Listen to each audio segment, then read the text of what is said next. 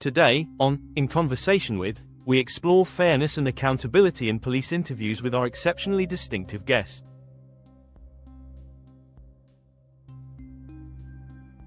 Police interviews sit at the very heart of our justice system. They are where crucial evidence is gathered, where suspects tell their side of the story, and where fairness, or the lack of it, can shape the entire outcome of a case.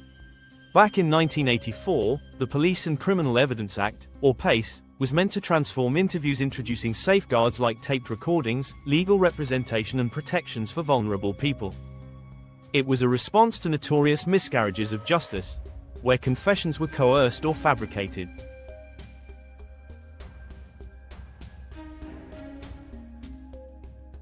But 4 decades on, questions remain. Are interviews really conducted fairly in practice? Do suspects, especially those who are vulnerable, still risk being misrepresented, pressured, or misunderstood? And what happens when those interviews become the focus of public controversy, as we have seen recently in the case of Lucy Connolly? You're in the police station. Obviously, for someone like you, this is very frightening and alien territory. Do you think, looking back, that you were a bit naive and trusting about Absolutely. You know, we've always been brought up, you know, the police are there to help you, not to stitch you up, and, you know, and obviously I had a solicitor, and I'd gone through the tweet with her prior to my interview, and I'd spoke to her, and her words to me were, when I explained myself and what I meant and what had happened, she said, "You know what, Lucy, I think you've put that really eloquently. I think you should go in there and explain yourself to them. No comment, you know." And I'd explained to the police what my stance on immigration and illegal, you know, made it quite clear that I know the difference between immigration and illegal immigration. You know, but I feel that was massively twisted and used against me, and I feel that I would have been much better just saying no comment, because they wouldn't have had anything to twist around back on me. So police gave your statement to the Crown Prosecution Service. Mrs. Connolly doesn't like immigrants. She thinks they are dangerous to children. Did you say that? Absolutely not. We had a conversation about how I think my words were, I need to get the police interview. I'm well aware of how important immigration is to this country. I'm well aware that if I went to Northampton Hospital right now, if I said I didn't want to be treated by an immigrant, I'd probably be dead. You know, and like I said, some of my families that I work for, you know, they're Nigerian doctors, and I would have them treat me over, you know, they're the most compassionate people I know. So I explained this to them, and I explained it's not immigration that I have an issue with. I have no issue with people's skin colour, race, religion, anything of that. It's simply the fact that these particular group of people are unchecked. And I don't feel that it's, you know, it's safe for our children to be walking the streets with people that we don't know who they are or where they've come from. This point that statement the police gave to the CPS, your family and solicitor challenged it, and they did in fact change it. Yeah. But by that stage it was too late. The BBC and the Sky and all of those people, they'd already reported that I hated immigrants and I said they were a danger to the children, and I had several racist tweets on my Twitter, which just wasn't true. No. But the damage had been done by then. So even had I have pled not guilty and gone to trial, my case would have been seriously prejudiced. Yeah. Welcome to Spoken Injustice, where we put the criminal justice system in the dock. Today's video is part of our podcast series, In Conversation With. As we mentioned in our intro, the case of Lucy Connolly, who accused the police of misrepresenting her words during her interview, has reignited the debate about the fairness of police interviews. It's a debate that dominated much of the 70s and 80s and ultimately led to the Police and Criminal Evidence Act 1984, designed to prevent exactly these kinds of concerns. But here we are, decades later, asking the same question. Can interview transcripts or police summaries still distort what a suspect actually said? To explore this, I'm thrilled to welcome a guest who brings a truly unique 360-degree perspective on police interviews. Ian Ross now a forensic criminal psychologist and listed expert for the International Criminal Court, is also a former police officer. He has not only conducted police interviews as a serving officer, but has also sat across the table as a defense advisor, guiding clients through the process. This dual experience gives him an exceptional insight into how interviews both feel and function from both sides of the table. Together we explore how far we have come and how far we still have to go when it comes to fairness in police interviews. Ian, we are so glad you could join us today. Thank you for being with us on this podcast. My pleasure. Nice to meet you. As we usually do, let's kick things off with some background. Can you tell us a little about your journey and particularly your experience with suspect interviews? Well, Anna, I'm showing my age here when I tell you that I was a probationary police officer when PACE came into force. Wow. It came into force on the 5th of January, 1985. Some dates are kind of ingrained in the memory. But I was at the time, as far as this is concerned, seeing the end of the old school police officer, if you know what I mean. Yes. It was a very formative time for interviews. We had up until then the old judges' rules. And we worked with the judges' rules up until 1985 when PACE came in. And the reason is, frankly, it's very well documented in legal history now that the Guildford 4, Birmingham 6 scandals, if you like, injustices, more than scandals, brought about PACE because the judges' rules were abused royally. There's no other way of saying it. Personal experience from the very extreme examples of what we saw in the Birmingham 6 cases and all those kind of cases where confessions were coerced, we'll put it politely, from suspects. My journey was at the time that I saw detectives going into the witness box with a lever arch file full of papers, which was supposedly a confession to an offence, which never happened, with a conversation that lasted about 10 seconds and the suspect never said a thing. And then we have like this much of paperwork to say, he said this, I said that, he said this. Tape recording brought that to a close as well. But it was a very telling time. Is that why you are no longer, because I understand you are no longer police officer today? Well, to be fair with that one, age has something to do with it. A 60-something-year-old. It's not because of it. I left after 17 years due to an accident. Nothing to do with disgruntlement, really, or anything else of the sort. At the end of the day, human nature is what it is. Police officers are human, and the cultures were very strong, like they are now. There's no difference to that. So I didn't get too kind of carried away with idealism. It was the way things went, and we all got caught up in it to an extent. So at the time, half of me said, oh yeah, it's okay to go along, catch the villains like this ways. And half of me said, well, is this really right? When we see these serious cases of people getting into prison for doing nothing wrong. Well, I left the force and I went to train as a teacher. I did a PGCE and I ended up teaching criminal law in college and A-levels, universities. I used to be a senior moderator for it used to be called ILEX. They changed now, obviously.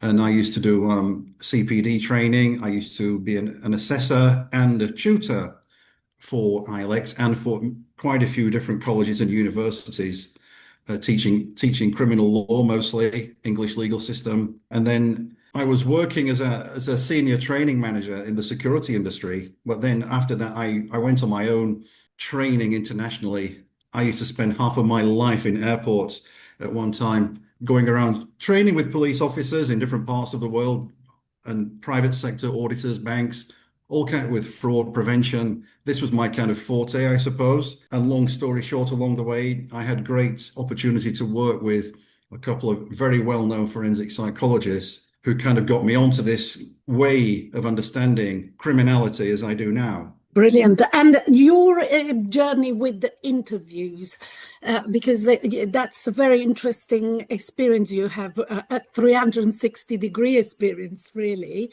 So you were on one side of the table, but recently you are more on the other side of the table. But I've carried out hundreds of investigative interviews under caution as an officer. Later on, in between getting to teacher training, I used to work as an investigator in the UK, dealing with insurance frauds. So I would carry out a lot of PACE interviews after the job as well as in it. I don't do them now, but I've given a whole heap of training in it since then. Great.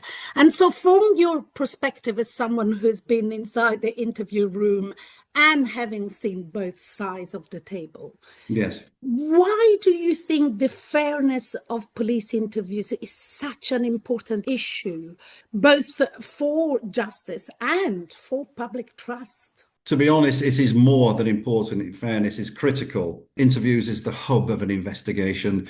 But aside to legalities and substantive compliance-led issues, for one, no one has ever been in trouble, or one who's never even been interviewed before. The experience of being interviewed in a police station under caution with all of that, even just being detained before the interview, can be, if it's done horribly, shall we say, oppressively, it's never the best of experiences, and not all of them are the same. But if it's done so badly and so crudely, it can be a life-changing experience. So the point being, it isn't just about important; it is crucial, and it's been proved time and time over that people get their lives, the whole attitudes, the lifelong attitudes to the police, changed by a one-off interview or encounter of that nature. So that's the crucial part to it, really. Absolutely. And so you referred to PACE, which for our viewers, that's the Police and Criminal Evidence Act 1984, which, as you said, was implemented in 1985, which mandated radio recording for all suspects interviewed. It also involved the right to legal representation for suspects and limits on detention before charge. It was brought, as you mentioned, after scandals like the Birmingham Six, but not only, to stop interview malpractice. Now, from your experience, how much of a difference did it really make on the ground?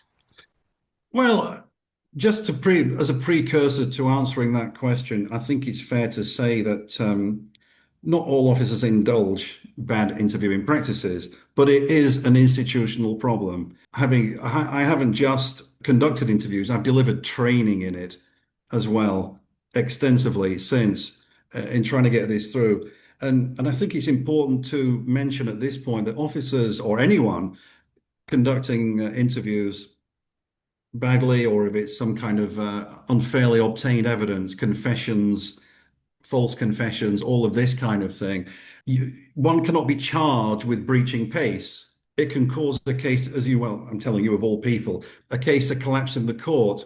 But I'm going to come on to that a bit more later, in that there isn't enough accountability for when it happens on the spot or situationally in a case. It's just kind of okay, got that one wrong, let's move on to the next case, while some poor so-and-so is on the end of a wrongful conviction. You asked me about the impact that it made on the ground, if I'm correct. Yes. Well, it was effective at first, back in 1985. It was like a tsunami of change of law. We suddenly had custody officers, custody records, codes of practice. It was unheard of. It was unprecedented in compliance policing, and detectives having to sign a custody record to say, yes, I complied with the codes of practice. Everyone was scrambling to be seen to be complying at first. But even then, I think what was still a gap in the procedure, if you will, was that disclosure still wasn't legally robust enough at the time. Officers would routinely, flatly refuse to divulge to a duty solicitor the evidence of a case. And I confess to being one of those myself on a couple of occasions. Nothing horrible or sort of such a gravity, but it was a common thing. Oh, I don't have to tell you anything. But that's now changed, obviously, in theory at least. So do you think really the police culture adapted to the new requirements and the pace and found their ways to work around them? Yes, short answer. I think what's happened has been a kind of a throwback, if you like. It's a follow-on, really, from the last question, if you will. There's no doubt there's been a kind of legal recidivism through officers, through the forces, looking for loopholes. It all bedded in. We've all got used to it. I know the codes of practice. Here's the book. I've studied it. I know it. Custody officers know their job instinctively, and people go through pace. And then suddenly you're going to get a kind of element, I'll say, of officer who will look for loopholes. The problem is with that, of course, is that this gains traction through the ranks. It becomes normalized. And a lot of people don't even realize what they're doing is wrong, and they just go with it. So we get this kind of reversion back to the old days in a way. They used to call it the Ways and Means Act, and it was humorous in some ways, but not for the ones who were affected with it. That's concerning. But looking back, what were the biggest improvements that PACE brought for suspects and fairness in custody, in your view? In my view, at the time, I can speak for when I was there I was a custody officer myself for a spell. I think some of the best safeguards were compulsory new rules about visiting, checking up on, for example, vulnerable drunken prisoners. Even if you got a death in the cells because you hadn't checked on someone who drowned in their vomit or something, and these kind of rules came in to shore up welfare and appropriate adults when the vulnerable detainees had more legal protection in terms of you had to check, you had to ensure that a vulnerable person was protected or supported by an appropriate adult. I don't just mean children either. That is obviously there is still a great room for vast improvement in some instances, but those were the two main improvements I saw. Indeed, and I think we really started this discussion having focus on one particular case that is recently in the news, which is the Lucy Connolly case, and that's how we connected. Yes. But talking of vulnerable individuals, Connolly says she was diagnosed with PTSD due to the loss of her child. Now, from what I've heard from an interview given to the Telegraph, I can sense that her PTSD wasn't properly factored in during the custody process. So maybe those safeguards with vulnerable suspects are still a problem today. What do you think? Well, I think the truth of that will come out in good time when, first of all, Lucy Connolly makes public her police transcript of the interview, which she said she will do. She went into an interview. She's done several since she came out of prison. Couple of them that I've watched many times, to be honest. One which lasted well over an hour, where she didn't just talk about it in 10 seconds. She spoke at length about the conduct of the interview that she received from those CID officers there in Northamptonshire. As far as your other point is concerned, it's one of those situations at the moment where no one's giving anything away publicly from the law enforcement side. They're keeping their cards to their chest. They're not commenting about anything about the factoring in the welfare of the PACE requirements while she was in custody. Nothing of the sort. One would need to see the custody record. I'm sure there's one or two very interesting entries on there, and having seen hundreds of them myself. As far as the interview is concerned, yes, talking of the interviews, she claims that her words were misrepresented in court, something that PACE rules on recorded interviews should prevent. How likely is it that interview transcripts or police summaries can still distort what a suspect actually said?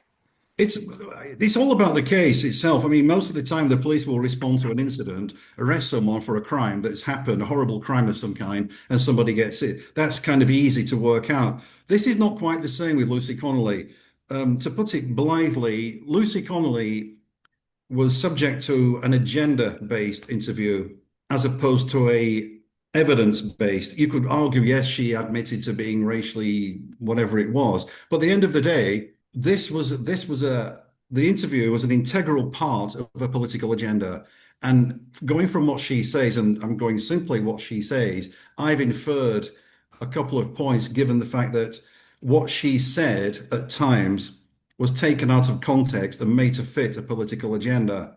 There's no question of that happening. And for what I've seen and listening to her very, very carefully and cherry picking elements and then attaching it to the political agenda, this is how false confessions are engineered very, very subtly. They didn't sit there shouting at her, threatening her. They just simply coerced her, and then they completely misquoted and engineered her comments into something that they were not. I was about to ask, do you think public and political pressure affected how fairly the interview went?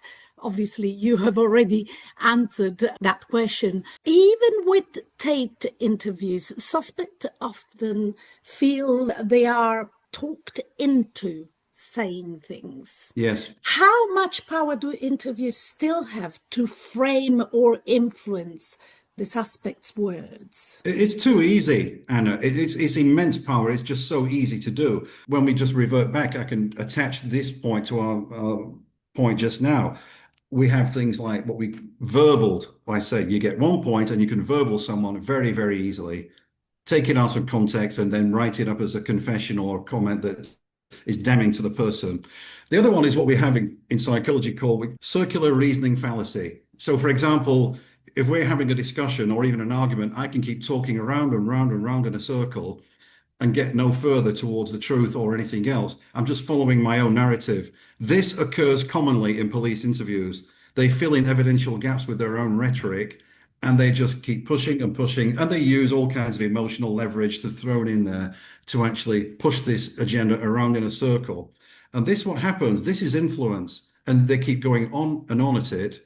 I mean, one of the questions that she was asked was, do you know Tommy Robinson? Well, How is that relevant? Yeah, exactly. I could say, well, I know a religious guy, he's called the Pope. Does that make me a criminal? You know, same kind of logic, but this is a kind of futility when an officer is following an agenda under instruction. Objectives-based investigation is the most dangerous of all.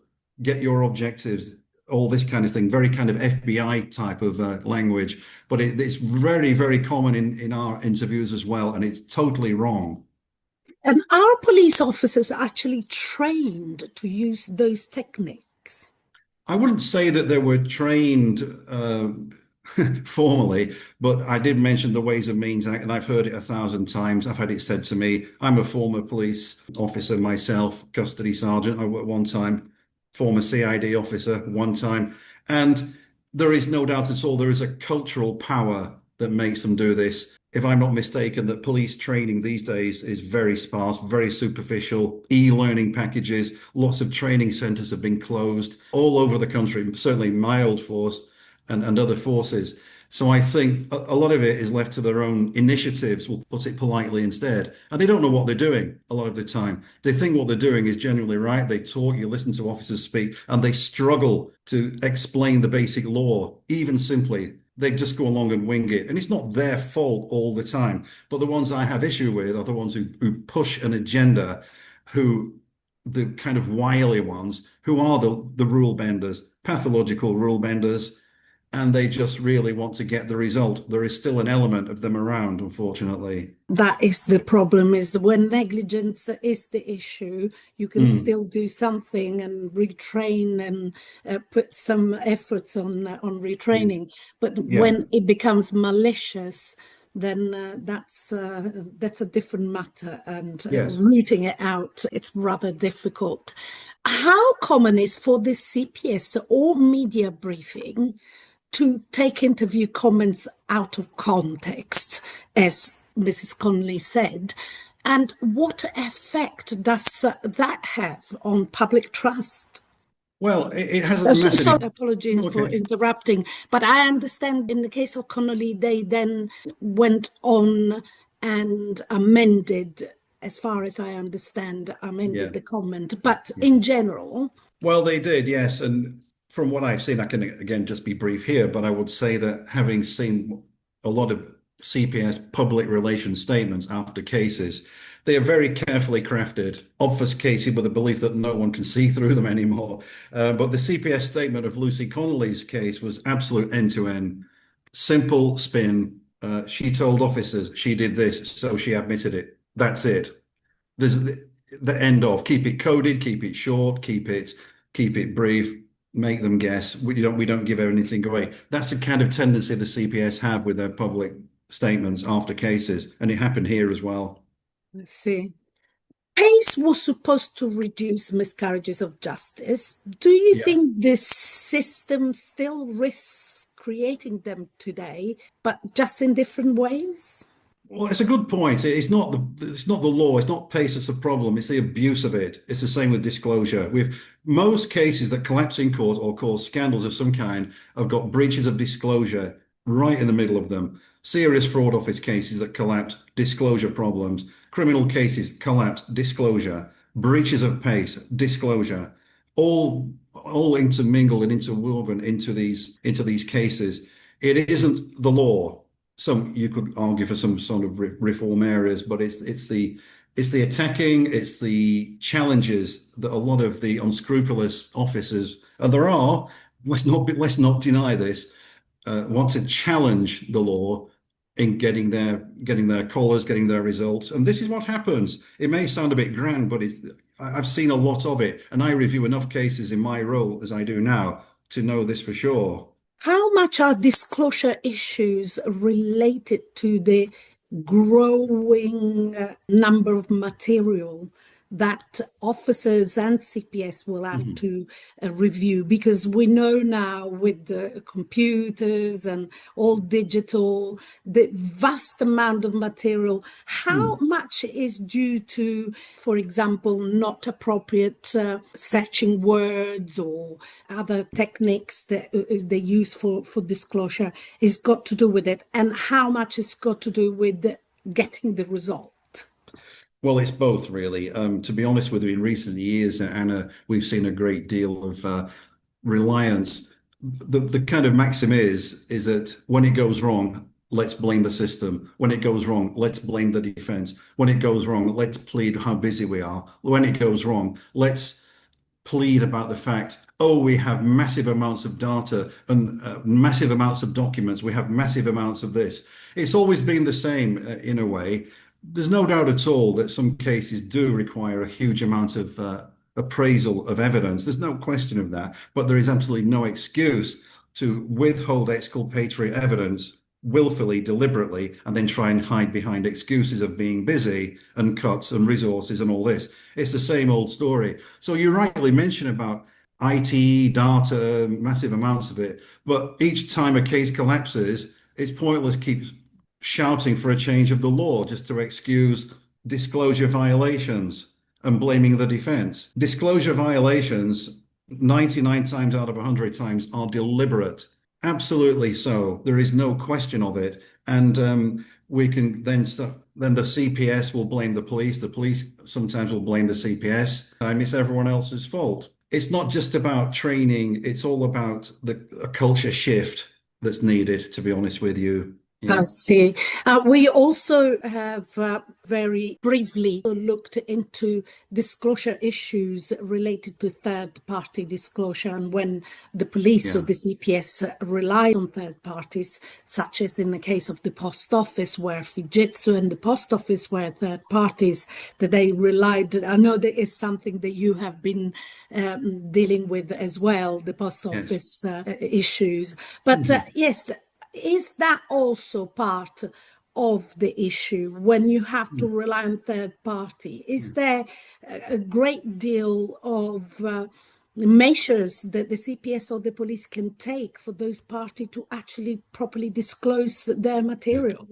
Well, to put it bluntly, and I think many people may take issue with this, but I think it's gone beyond the stage now where we can simply trust the police and the CPS to actually comply most in these cases. We've seen too many instances, and including, you mentioned the post office, at the very worst scenario, as we saw 1,000 and something malicious prosecutions, criminal prosecutions brought by the post office. And it was with interviews right in the middle of this, oh, we'll do what we want. We can do what we like. They're in this kind of space like, what shall we call it? A corruption comfort zone where there's no accountability. There was 14 years averaging 2 a week of malicious prosecutions with the most appalling interview practices imaginable going on 14 years. No accountability, no CPS intervention, just, oh yeah, we'll carry on. And on an analogy, with that side by side, it's still going on now with police cases. The cases that I review and the interview transcripts and that I see, they would honestly, even me, they absolutely stagger me. Some of them, some of the ways and approaches still taken in police interviews. So really, it's not the law. It's kind of, if anything, we need to make disclosure more, shall we put it, more compulsory than it is now, and start giving out more penalties and just getting a ticking off from the judge and forgetting all about it. That's my So point. accountability, you think, is more important than more training, oversight, or more Yeah. transparency? Well, the culture is, and the police, again, like have rejected training. They want to, the ones running the force now are the first one to start making cuts. And what's the first thing to go when cuts are made? Training. These kind of superficial e-learning courses now, and I've seen them, and I've spoken to officers who's done them. Penny pinching, police stations close, counters close, teams closed down, removed, cut. Training has just become A ticking off exercise. that's it. Yeah, I mean, and to be honest, training traditionally by a lot of them is just seen as a day off. So they've had the chance for me. Training has been attempted. There used to be some excellent training around, but it's eroded the quality and the keenness to do it, unfortunately. So it's going to take some clout, enforceability to make things improve in justice terms. So accountability, I agree with that, in many other areas of miscarriages of justice, not just interviews and disclosure. So Yeah. if you were designing reforms today, what would be the single most important change you would make on how police interviews are conducted and how they are used in court? First of all, I think a lot of defense lawyers, it's not so much, again, they're great. I know many duty lawyers, solicitors, but they could get a lot more assertiveness training, which would feed into process, because a lot of the time, a lot of the attitudes and behaviors leveled at duty solicitors by police officers is totally inappropriate. And what they invent their own rules to throw at law. So that should be put. I think the best way to answer that one again is by there should be more monitoring of interviews, I think. Independent monitoring. Independent monitoring. Yes, with no question at all. I mean, a duty solicitor has probably got a docket and a workload, getting called at 2 and 3 in the morning, is traveling around from case to case to case on the phone, giving advice. And so a lot of the time, being human, they're going to get slightly flustered, slightly hurried, and slightly, caught up in it all. But I think interviews should be monitored more than they are, because these problems are still going on. Circular reasoning family, confession bludgeoning, trickery, withholding evidence, all kinds of distortions, such as Lucy Connolly distorting what she says to fit a narrative, which is pretty bad, isn't it? It is scandalous. Do you think high-profile cases like the Connolly case risk eroding public faith in police, but in PACE, first of all, but in police interviewing standards? And can they be a catalyst for a change? Well, they can be. I think I probably answered this in the last one, but the thing is with it, in my kind of studies and kind of workings, if you like, the public don't think in kind of legal terms. They don't think in definitional terms. It's not so much about lacking faith or losing faith in PACE. It's about lacking faith in enforcement. And I think if the actual accountability side was shored up, we might see some improvement, because this is what the public want. We saw in the TV series of the post office scandal. It takes things like that to get things across, then they get to know a bit. At the moment, we're seeing wonderful glitzy videos, how we caught Lucy, whoever, how we caught him, how we caught her. And they're spending thousands of pounds on media spin training to make videos so that detectives can sit there with this foreboding music playing.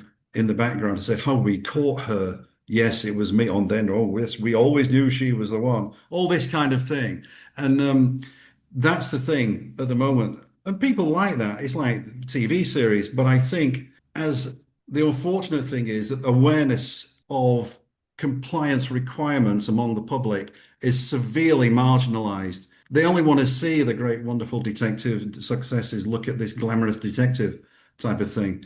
And while this remains, we're going to have a problem with public awareness, and we're going to see an increase of problem of innocent people being on the wrong end of this.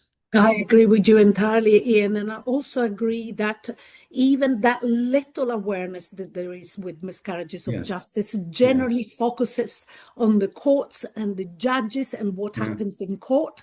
But whatever happens in the investigative Mm. process, there Yeah. is no awareness whatsoever of No. what goes wrong there. And I agree we should focus on that area a little bit more. Absolutely. Absolutely. I mean, the citizens advice bureaus are well and fine, but they really don't know what advice to give when someone says I've been arrested, whatever. They don't know, and people go to lawyers, fine, but lawyers, fine, are very busy firms, and it can't always be. There should be some kind of publicly funded, publicly purveyed service to the public of getting what their rights are across more than they are now. Because at the moment, it's kind of just take a leap of faith. Oh, go in and tell the truth, you'll be fine. Yeah, when something goes horribly wrong to an innocent person, and suddenly they get dragged through the mire. I mean, look at these poor so-and-sos that are caught up in the post office scandal. If you multiply that every single day of the week up and down the country of someone being subject to an abusive process in a police station, these are the quiet figures. And this is what's happening all the time. And with the kind of political overtones that there are now, Indeed. it just aggravates it even further. People are being told, well, you've got no rights, basically. And the police are pushing down on this. And that's that's what they're caught up in. Yeah. So it's up to us, Ian, to really raise that awareness. And the discussion we've had today, I hope, is only a preamble on what we can have in future, because it is indeed up to us, since nobody else is doing it, to raise that awareness. As we close, what parting thoughts or message would you like to share with our audience?